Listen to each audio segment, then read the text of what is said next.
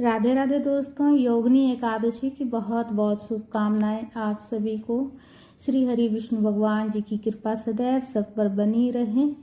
योगिनी एकादशी की सरल पूजा विधि मैं आप सबके साथ शेयर करूंगी। किस चीज़ का भोग लगाएंगे, इसलिए कि जो है हर एकादशी पर अलग अलग चीज़ों का भोग लगाया जाता है और हर एक एकादशी का जो महत्व होता है वो अलग अलग होती है।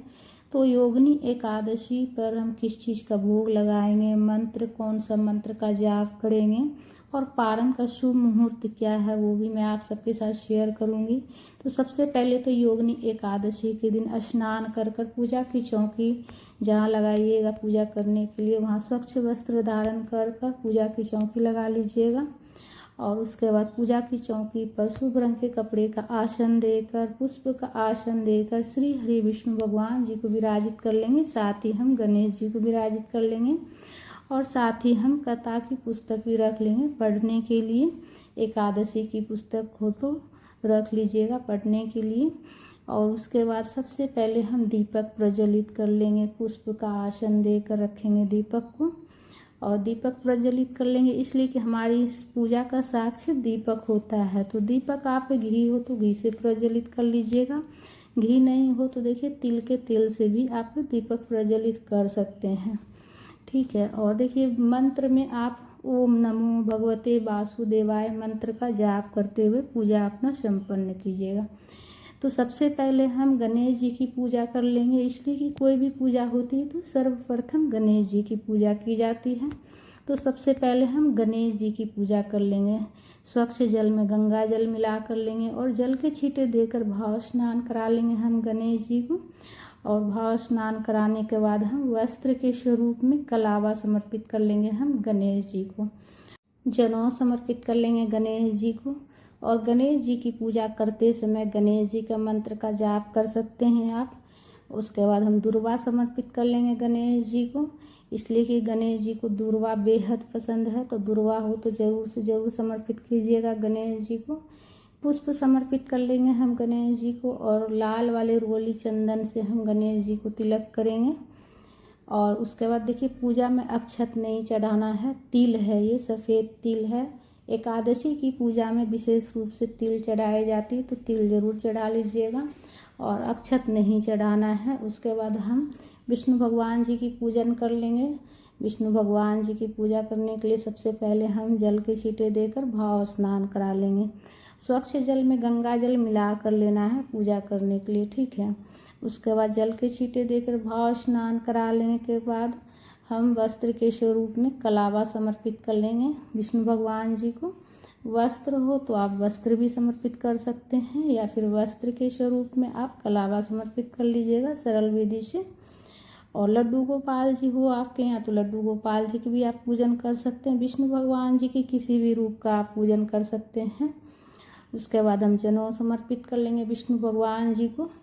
और लड्डू गोपाल जी हो तो लड्डू गोपाल जी को आप जो है एकादशी के दिन पंचामृत से स्नान करा लीजिएगा या फिर गंधोदक स्नान भी करा सकते हैं। पीला वाला चंदन जो होता है अष्ट गंध चंदन, उससे भी स्नान करा सकते हैं, दूध दही से भी स्नान करा सकते हैं। तो विष्णु भगवान जी को जनेऊ समर्पित कर लिए हैं और पीला वाला चंदन विष्णु भगवान जी को समर्पित करेंगे, तिलक करेंगे विष्णु भगवान जी को पीला चंदन से, इसलिए कि विष्णु भगवान जी को पीला रंग जो होता है बेहद प्रिय है। तो पीला चंदन से विष्णु भगवान जी को तिलक करेंगे। और कथा की पुस्तक में श्री कृष्ण भगवान जी हैं उनको भी तिलक कर लेंगे हम पीला वाला चंदन से। पुष्प समर्पित कर लेंगे विष्णु भगवान जी को और कथा की पुस्तक में भी। और तुलसी पत्ता समर्पित करेंगे। तुलसी पत्ता एक दिन पहले ही तोड़ कर रख लीजिएगा, इसलिए कि एकादशी के दिन तुलसी पत्ता नहीं तोड़ी जाती है। और तिल भी चढ़ा लेंगे हम, दीपक का भी पूजा कर लेंगे हम, दीपक में रोली चंदन से तिलक कर लेंगे, पुष्प समर्पित कर लेंगे, तो दीपक का भी पूजा कर लेंगे। और उसके बाद हम भोग समर्पित कर रहे हैं। तो सबसे पहले हम गणेश जी को भोग समर्पित कर रहे हैं, जल का भोग लगा रहे हैं। और देखिए यहाँ पर आप दूध दही फल फ्रूट का भी भोग लगा सकते हैं। तो दही का भोग लगाई हूँ मैं गणेश जी को और जल का भोग लगाई हूँ। विष्णु भगवान जी को भी हम जल समर्पित करेंगे, जल का भोग लगाएंगे और दही का भोग समर्पित कर रहे हैं, फल का भोग समर्पित कर रहे हैं। और देखिए योगिनी एकादशी के दिन विशेष रूप से मिश्री चढ़ाई जाती है, जो कि आपको आगे चल के कथा के वीडियो में भी देखने को मिलेगी, मैं दिखा दूंगी। और देखिए इस दिन जो है ना मिश्री विशेष रूप से चढ़ाई जाती है। मिश्री के साथ में आप कोई ड्राई फ्रूट वगैरह भी चढ़ा सकते हैं या फिर सिर्फ मिश्री भी आप चढ़ा सकते हैं, लेकिन विशेष रूप से जो है ना मिश्री चढ़ाई जाती है। मिश्री का भोग लगाया जाता है विष्णु भगवान जी को। विष्णु भगवान जी के भोग में आपको विशेष रूप से मिश्री का भोग जरूर से ज़रूर लगाइएगा योगिनी एकादशी के दिन। और विष्णु भगवान जी के भोग में तुलसी पत्ता देंगे।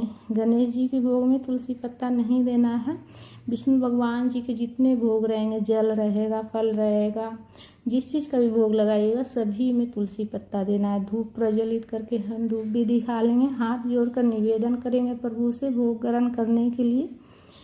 तो इस तरह से हम भोग लगा लेंगे। उसके बाद हम पूजा में कुछ दक्षिणा रखेंगे, दक्षिणा समर्पित करेंगे, इसलिए कि हमारी पूजा में कुछ भी कमी रहती है तो दक्षिणा रखने से उसकी पूर्ति हो जाती है। तो अपना श्रद्धा शक्ति के अनुसार जितना आप चढ़ाना चाहते हैं चढ़ा सकते हैं। बाद में ये दक्षिणा दान कर दिया जाता है पंडित ब्राह्मण को। उसके बाद हम हाथ में पुष्प लेकर कथा पढ़ लेंगे, योगिनी एकादशी व्रत कथा। इसलिए कि हमारा पूजन और व्रत तभी पूर्ण होता है जब हम कथा पढ़ते हैं। और देखिए ऊपर लिखा हुआ है एकादशी, योगिनी एकादशी के जो सबसे लास्ट में जो है ना लिखा हुआ है कि मतलब इसमें जो है ना मिश्री चढ़ाई जाती है और मिश्री का सागर लिया जाता है। इस दिन जो है ना योगिनी एकादशी के दिन विशेष रूप से पूजा में मिश्री चढ़ाइएगा और मिश्री ग्रहण भी जरूर से ज़रूर कीजिएगा। पूजा में चढ़ाने के बाद प्रसाद ग्रहण जरूर कीजिएगा, इसलिए कि योगिनी एकादशी के दिन जो है ना मिश्री चढ़ाई जाती, भगवान को भोग लगाई जाती है। और जो व्रत करते हैं उन्हें भी मिश्री ग्रहण करना चाहिए उस दिन, ठीक है। तो ज़रूर से ज़रूर मिश्री का भोग लगाइएगा। हाथ में जो पुष्प रहेगा कथा पढ़ने के बाद प्रभु के चरणों में समर्पित कर लेंगे और ओम नमो भगवते वासुदेवाय मंत्र का जाप करते हुए पूजन अपना संपन्न कीजिएगा। और उसके बाद हम आरती कर लेंगे, कपूर प्रज्वलित करके आरती कर लेंगे। श्री हरि विष्णु भगवान जी की आरती गाते हुए प्रेम पूर्वक आरती कर लेंगे। विष्णु भगवान जी की आरती गाते हुए आरती कर लीजिएगा। गणेश जी की आरती गाते हुए आरती कर लीजिएगा प्रेम पूर्वक। श्री हरि विष्णु भगवान जी की आरती गाते हुए आरती कर लेंगे। और आरती करने के बाद हम आचमनी कर लेंगे। आचमनी करने के बाद ही पूजा हमारा पूर्ण होता है। तो इसीलिए से आरती सबसे लास्ट में की जाती है।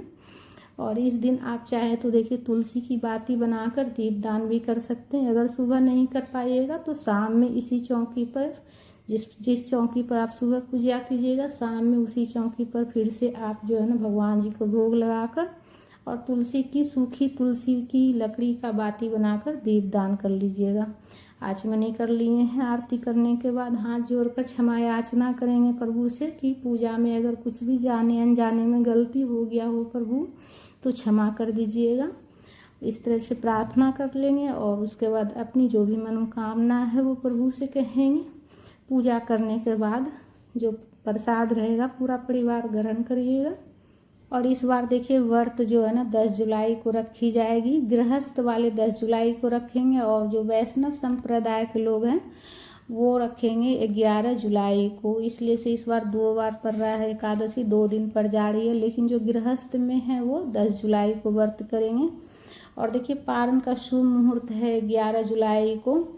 11 जुलाई को दोपहर 1:59 से शाम 4:37 तक रहेगी। तो इस बीच में आपको पारण करनी है तो बहुत लंबा समय हो जाएगा। तो सुबह पूजा करके आप जैसे कि चाय पानी पी सकते हैं, फल फ्रूट खा लीजिएगा। लेकिन जो है अन्न ग्रहण कीजिएगा आप 1:59 के बाद ही अन्न ग्रहण कीजिएगा, इसलिए कि बहुत ज़्यादा लंबा समय हो रहा है। और जो 11 तारीख को व्रत करेंगे वो 12 तारीख को पारण करेंगे। सुबह 5:32 से 8:18 के बीच में पारण करेंगे। राधे राधे।